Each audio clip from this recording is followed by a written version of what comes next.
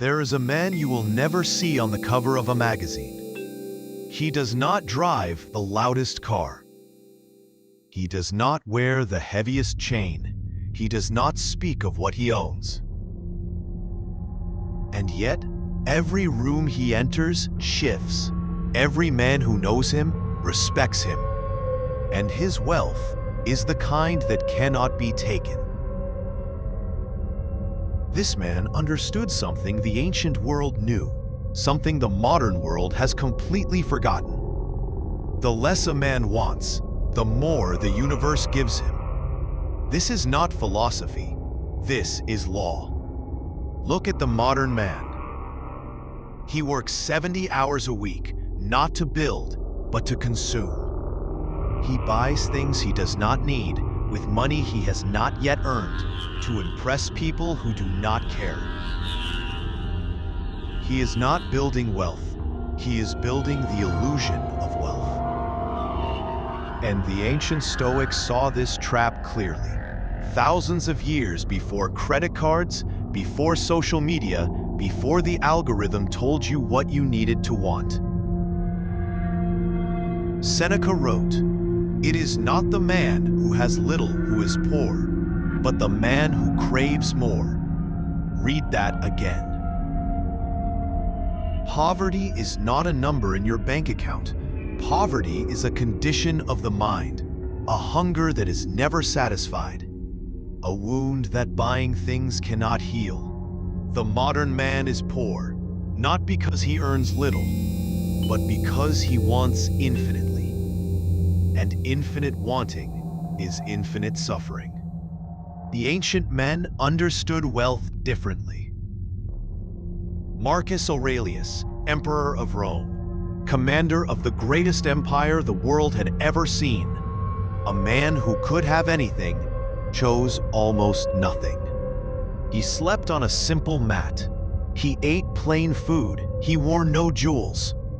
Not because he could not afford them, but because he understood something deeper. The man who needs things is owned by things. Epictetus, born a slave, became one of the wealthiest minds in human history. He owned nothing, and yet he wrote words that emperors memorized. He said, "Wealth consists not in having great possessions, but in having few wants." This is the ancient law of wealth, not the law they teach in business school, not the law sold in courses, the real law. When a man reduces his wants, he reduces his dependence. When he reduces his dependence, he increases his power. When he increases his power, wealth follows him, not the other way around. Wealth does not create a sovereign man. A sovereign man attracts wealth. The ancient Stoics called this Autarkeia, self-sufficiency. The state of needing nothing outside yourself to feel complete, a pause. A man in this state cannot be manipulated, cannot be controlled, cannot be broken, because you cannot threaten a man who desires nothing you can offer and fears nothing you can take. Now let us bring this ancient law into the language of money. Every dollar you do not spend unnecessarily is not just saved, it is reclaimed power. Every desire you master is a financial decision in your favor. The man who does not need the newest phone invests instead. The man who does not need the expensive car builds instead. The man who does not need the validation of possessions compounds instead. Time, patience, restraint. These are the ancient financial weapons that no market crash can destroy. The Stoics practice something called negative visualization, imagining the loss of everything you have, not from fear, but from gratitude and from preparation. A man who has mentally rehearsed losing his wealth does not panic when markets fall. He does not make emotional decisions. He does not sell in fear. He holds. He waits. He builds. Because he was never attached to begin with. This is why the ancient wealthy men were also the ancient calm men. Their wealth did not make them calm. Their calm made them wealthy. Discipline is the original financial strategy. Desire is the original financial destroyer.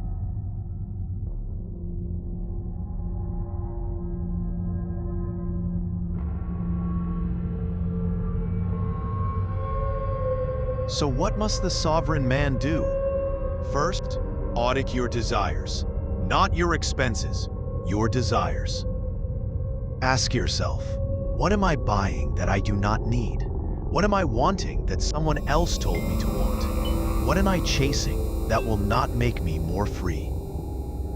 Second, practice voluntary discomfort. The Stoics did this deliberately. Eat simply for 1 week. Spend nothing beyond necessity for 30 days. Sit in silence instead of seeking entertainment. You will discover something remarkable. You need far less than you thought, and the money that remains begins to move. Third, invest in assets, not impressions. The ancient man built storehouses, not shrines to himself. Build things that grow while you sleep. Build things that outlast your wants. Fourth, protect your peace like it is your greatest asset, because it is. A man at peace makes better decisions. Better decisions build better wealth. It is that simple, and that ancient.